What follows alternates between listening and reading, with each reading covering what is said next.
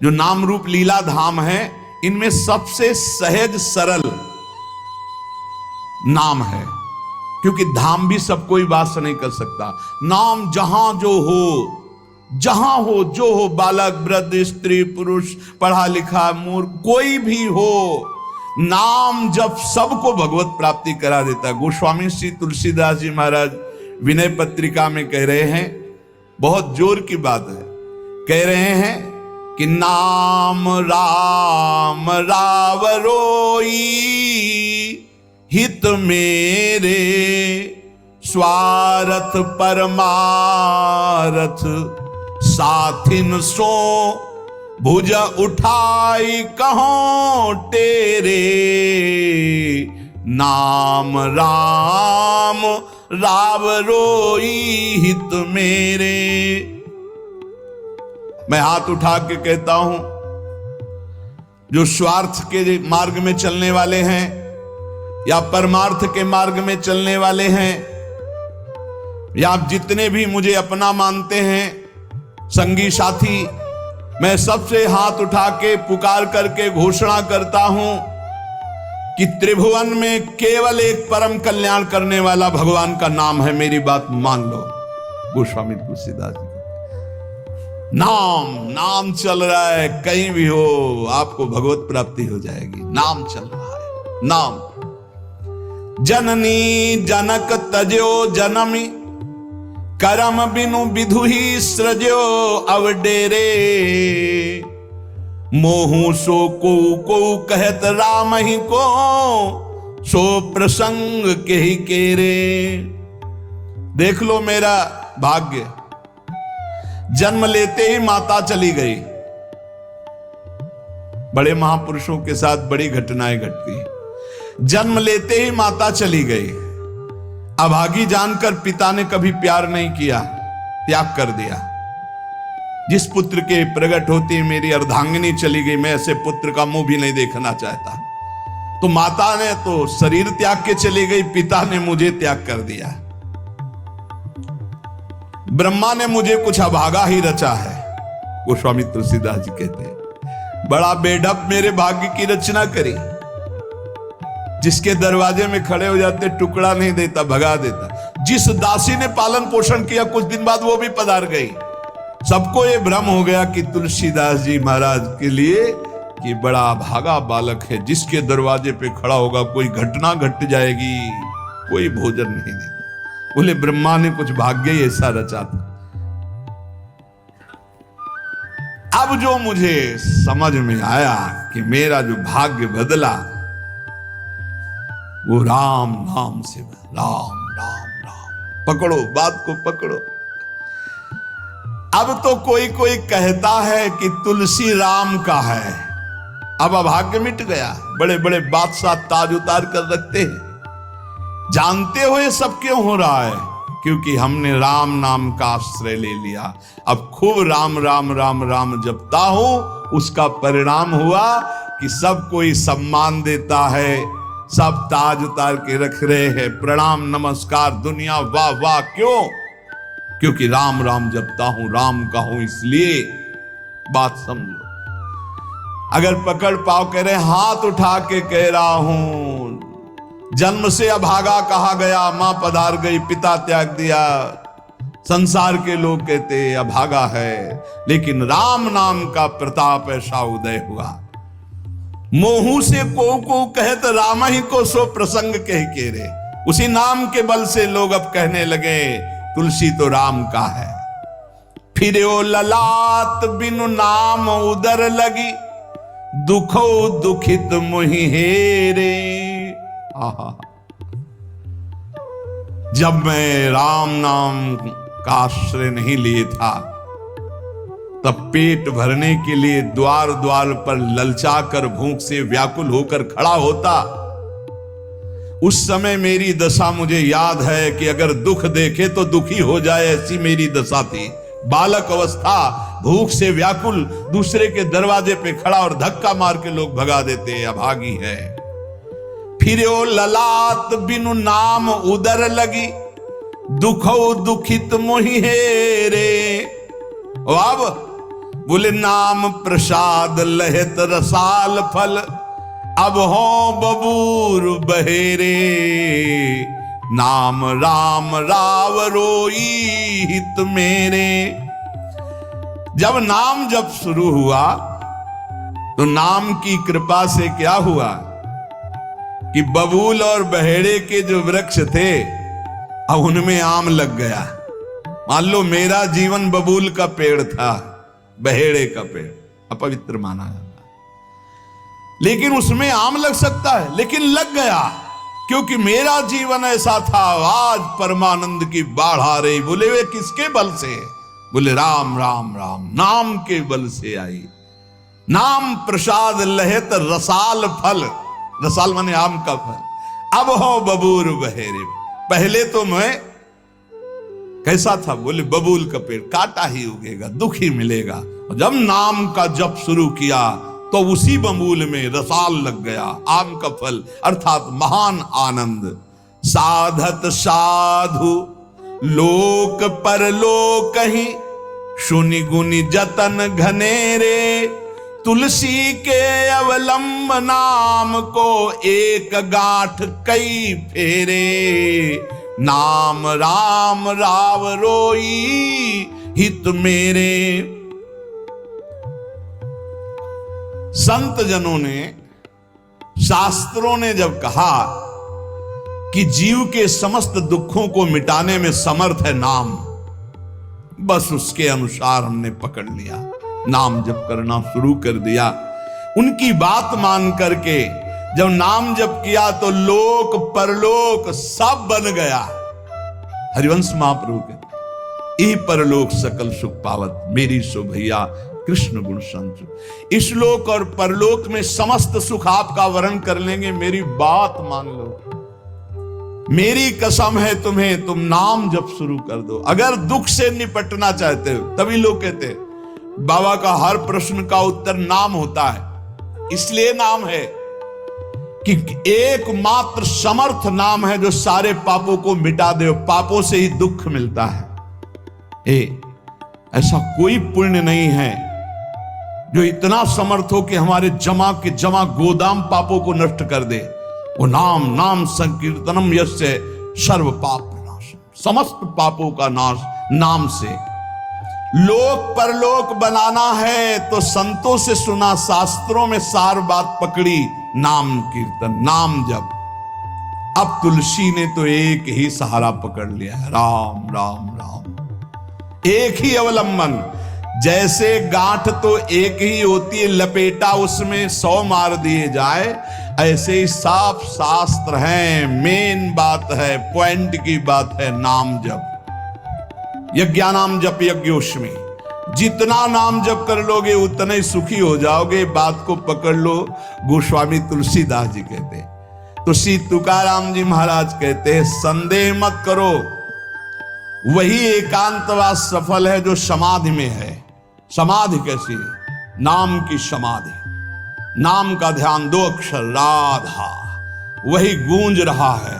अब समाधि में बैठे हो तो एकांत, एकांत में बैठे हो तो एकांत। और अगर नाम जप नहीं चल रहा तो श्री तुकाराम जी महाराज कह रहे हैं, केवल एकांत में बैठे रहना प्रमाद है। एकांत में समय व्यतीत पड़े हैं वो प्रमादी है। तो कैसे एकांतियों को, जैसे सांप भी तो बिल में रहता है, गुफा में चूहा भी रहता है, पीछे आपने चर्चा सुनी, क्या उनको भगवत प्राप्ति हो जाती है क्या? हाँ, नए साधक को चाहिए कि कुछ समय एकदम शांत, जैसे आप लोगों के पास कुटिया है, कमरा है, एकांत कमरे को अपना गुफा समझो, सेवा और वाणी पाठ आदि किए, कुछ समय तो एकांत मिलता ही है। उस समय बैठ करके मन को प्रभु के चिंतन में, कई बार हम कहते हैं कि आप कहाँ हो, हजारों बार यहां सत्संग में कहते हैं नाम चलाओ, अंतर्मुख। जब हम सेवा में लगे हैं तो नाम चिंतन चल रहा है, जब सेवा से विलग है तो एकदम समाधिस्थ है, एकदम आनंद में नाम चल रहा। जी, ठाढ़े बैठे परे उताना, कबीर काहे हम राय ठिकाना। चिंतन ही हमारे जीवन का सार है, इतनी बात समझ लो। अगर आपका चिंतन नहीं चल रहा, हम कोई महत्व नहीं रखते, इन सब बाहरी बातों का महत्व नहीं रखते, ध्यान रखना। खास बात है आपका चिंतन क्या चल रहा है। हमारे हृदय को प्रसन्न करने वाली सबसे बड़ी सेवा है आपका चिंतन। अचानक दृष्टि आपके चेहरे में पहुंचे और आपकी नेत्र दिखाई दे रहे अंतर्मुखता में, एक हृदय में शीतलता होती है, हाँ काम हो गया। अगर साधक ऐसे चलेगा तो बहुत जल्दी काम हो। मुख बरनत हरिवंश, चित्त नाम हरिवंश रति, मन सुमिरन हरिवंश, यह जो कृपा हरिवंश। एक क्षण का भी, जैसे हम चर्चा कर रहे हैं तो भगवत चर्चा और एकांतिक कर रहे हैं तो भगवत प्रश्नोत्तर, उस समय भी किसी के भी एक चेहरे को लक्ष्य बना लेते हैं। वो समझता है हमको बहुत प्यार करके देख रहे हैं, नहीं, हम उस समय नाम लिखते हैं, नाम लिख करके वार्ता करते जा रहे हैं। बराबर दृष्टि उसके जमाए हुए हैं, वो समझ रहा है हमारी तरफ देख रहे हैं, हम बिल्कुल नहीं पहचानते ही नहीं कौन होगा, हम तो बोर्ड मिल गया, अच्छा उसमें नाम लिख रहे हैं, अपनी वार्ता कर रहे हैं। साधु हर समय सावधान सो, साधु नहीं साधु का है का सेवा सुमिरन सावधान। इसलिए हम माइक से गरज के कह रहे हैं कि हम कभी भी किसी से पूछ सकते कहां हो, पक्का समझ लो हमारा कोई व्यवहार नहीं है, हमारा कोई प्रिय नहीं, हमारा सबसे प्रिय वही है जो भजन करता है, जो सुमिरन करता है। अचानक दृष्टि पड़ी, आपसे पूछा कहां हो जी, अच्छा ठीक है, हृदय शीतल हो जाएगा। अगर सुमिरन नहीं तो फिर हमको आप अगर सेवा शब्द से प्रभावित हो तो सेवा है आज्ञा, आज्ञा समन सुसाहिब सेवा। अब जो ही कहा करें हम सोई आयस ले चलें, सेवा की आड़ में अपनी चित्त वृत्ति का मनोरंजन मत कीजिए, मनोभंजन करना है, हर समय भगवत चिंतन परायण रहना है। अगर भगवत चिंतन नहीं तो आपका कोई अस्तित्व, देखो ये बड़ी दौड़ है, छोटी मोटी दौड़ नहीं है, ये बहुत बड़ी दौड़ है। आपको संसार समुद्र से अकेले पार होने की बात नहीं, तुम साधु हो, तुम लाखों को पार कर सकते हो, समझना। मान लो अगर आप भगवत प्राप्त हो गए तो लाखों को अपनी कृपा रूपी नौका में बैठाल कर संसार समुद्र से पार करोगे। साधु अपने लिए भजन नहीं करता, हाँ इस जगत के लिए भजन करता है। सर्वे भवन्तु सुखिनः, सर्वे सन्तु निरामया। श्री तुकाराम जी कह रहे हैं एकांत वास लाभ उसी का जिसका चिंतन चलता है। भाई इस बात पर बहुत जोर दिया भगवान श्री कृष्णचंद्र जी ने, अनन्यस चिंतयन्तो माम अनन्य चेता सततम। बार बार भगवान इस बात पर जोर दे रहे हैं। जनसंग में नाम चल रहा है तो आप एकांत हो, एकांत में नाम जब नहीं चल रहा तो आप प्रपंची हो। देख लो अंदर प्रपंच चल रहा होगा। जन संसर्ग से शून्य अर्थात भीड़ भाड़ में रति न होना, अर्तिर्जन संसदी, और एकांतिक भगवत चिंतन होना। हम एकांत को समझते कमरा में पड़े हैं तो हम एकांत हैं, हम ऐसा एकांत नहीं समझते। एकांत है कि हम प्रभु के चिंतन में हैं तो एकांत है, चाहे बाजार में खड़े हों।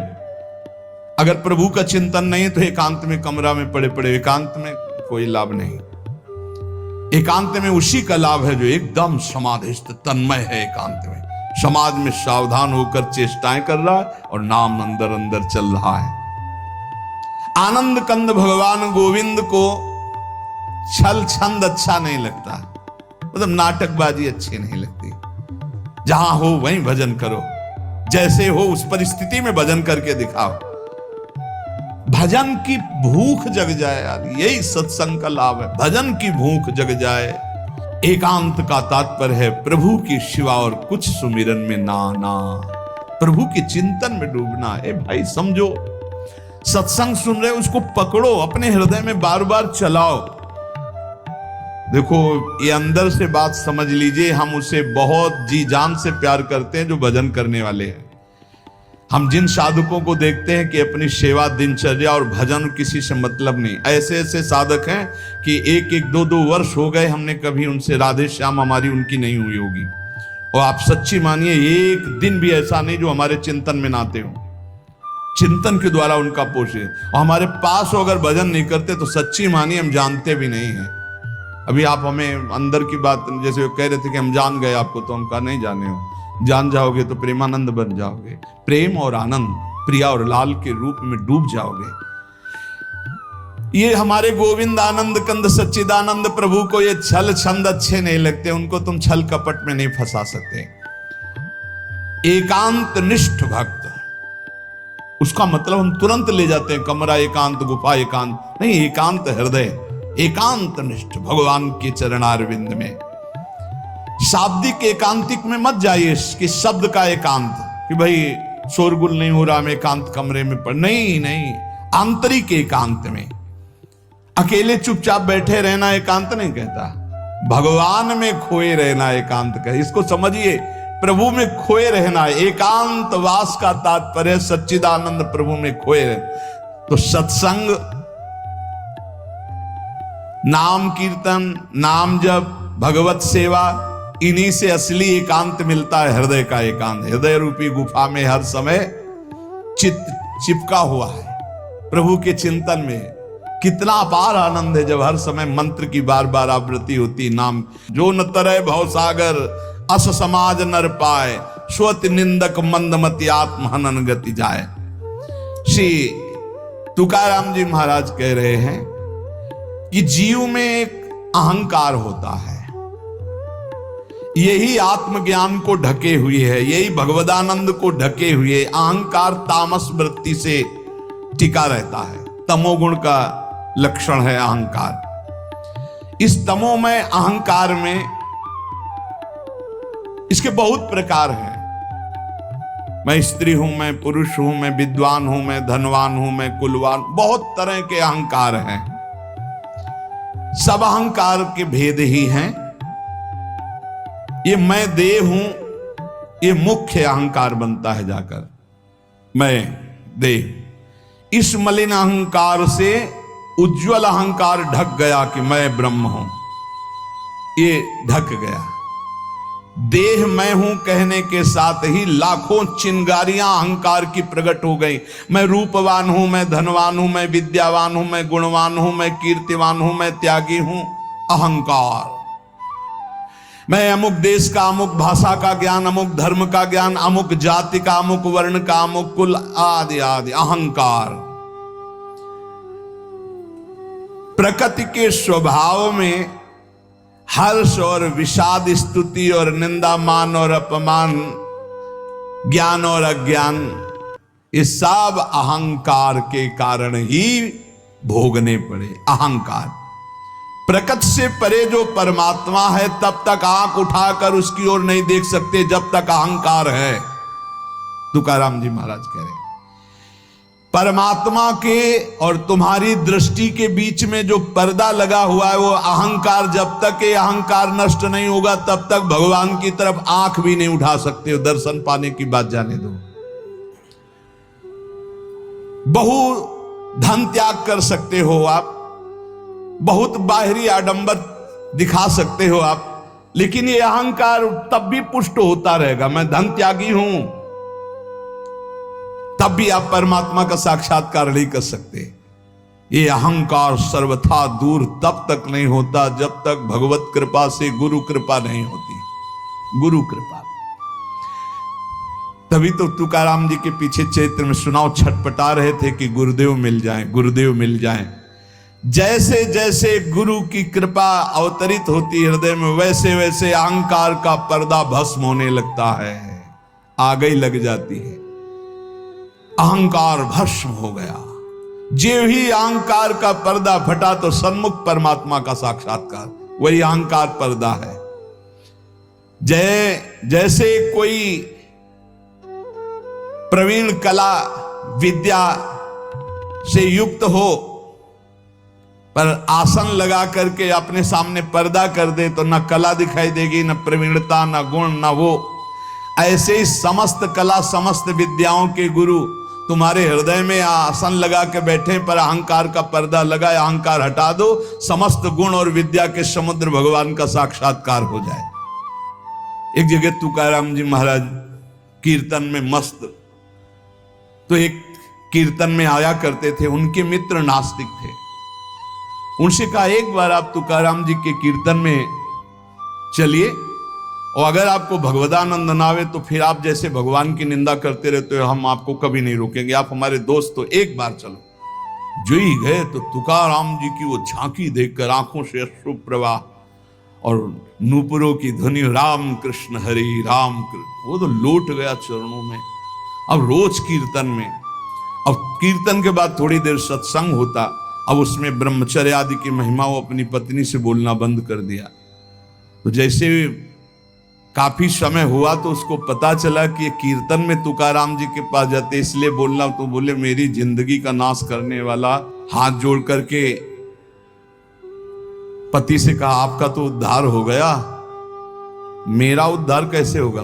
बोले चलो चलते हैं आज कीर्तन में। बोले नहीं, पहला कदम अपने गुरुदेव को घर में लाओ, एक बार चरणामृत उतारें, घर में चरणामृत डालें, फिर भगवान मेरी ये पत्नी को कैसे, जैसे मेरी बुद्धि शुद्ध हो गई, ऐसे बड़ा प्रसन्न हुआ।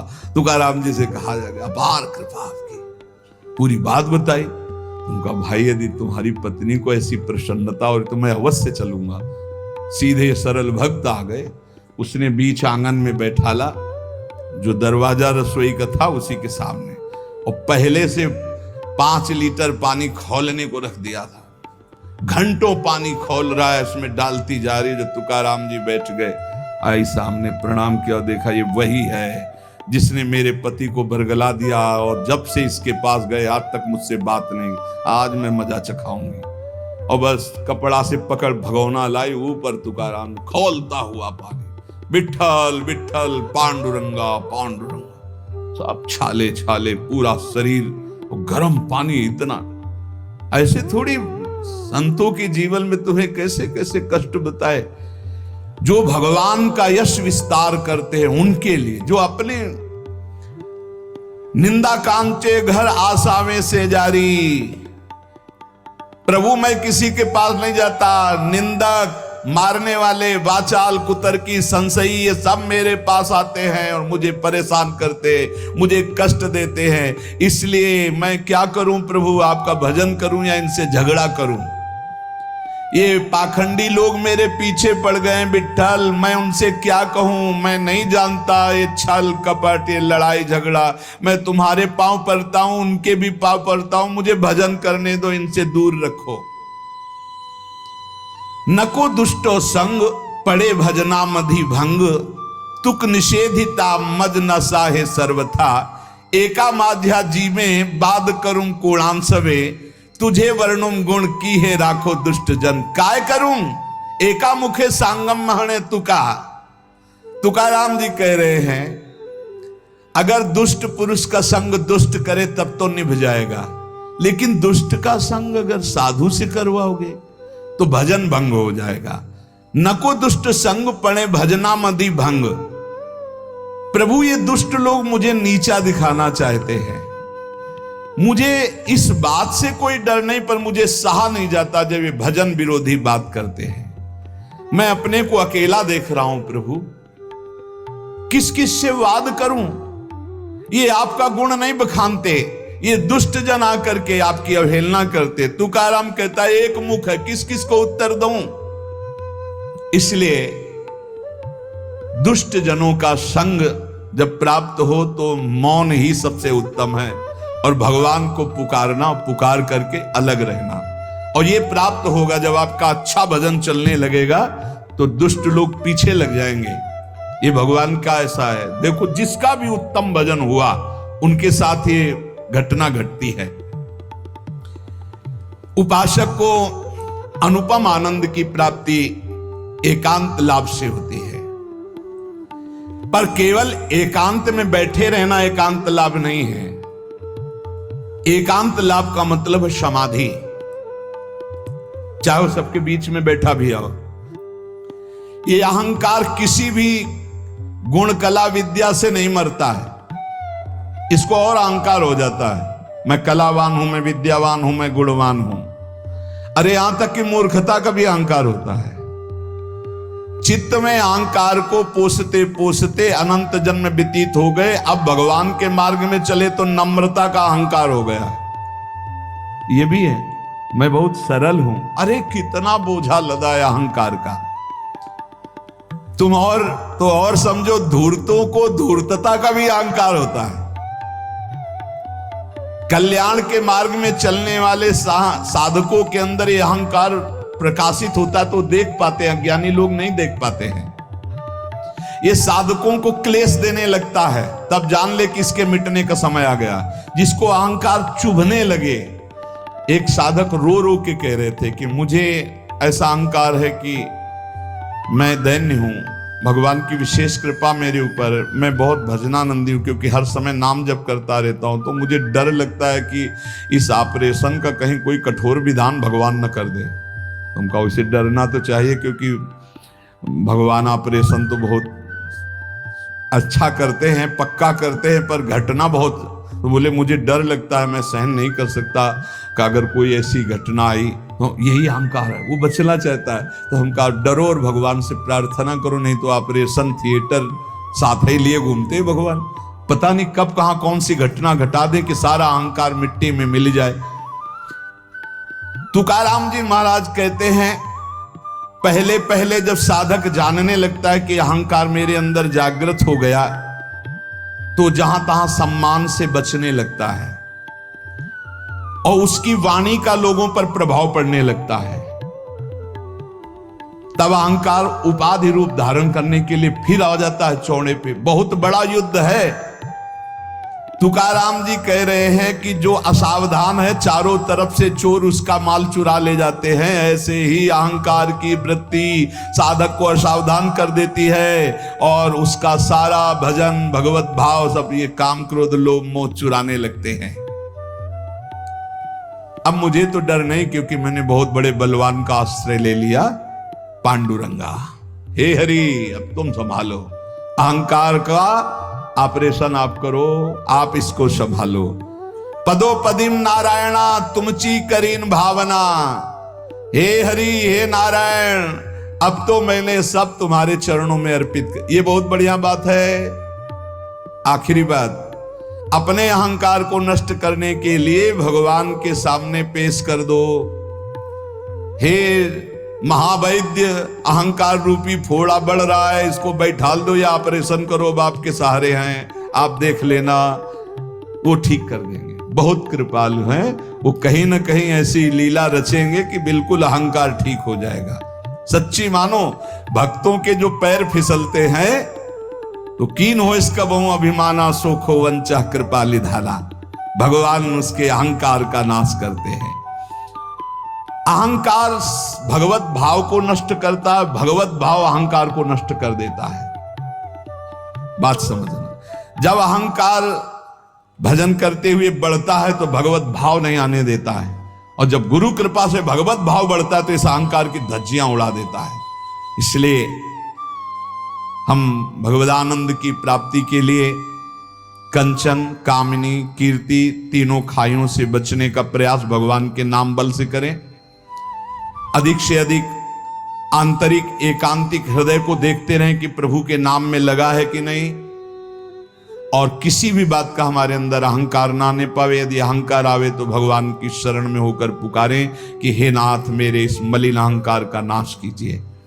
अगर हमारा जीवन सावधानी पूर्वक गुरु कृपा से चलता रहा तो इसी जीवन में अहंकार नष्ट हो जाएगा और भगवान का साक्षात्कार हो जाएगा, जो जन्म जन्म की बिगड़ी बन जाएगी। समस्त साधकों से गृहस्थ विरक्त सबसे प्रार्थना है, रोज के सत्संग का सार विषय है कि आप अभी तो सत्संग सुन रहे हैं, लेकिन इसके बाद आपका चिंतन क्या है। आप जब यहाँ से चलते हैं तब आपका चिंतन क्या है, आप जब घर की दिनचर्या में होते हैं तब आपका चिंतन क्या है। ये कोई संसारी ड्यूटी नहीं कि आप कथा सुने, आप बाणी पाठ के, इसके बाद आप फ्री हो गए, आपका काम हो गया, आप हर समय मनोरंजन सांसारिक चिंतन नहीं। भाई, हमें हर समय सावधान, यहां तो सावधानी है ही, क्योंकि समूह में हो, एकांत में विशेष सावधान रहकर नाम जप करो।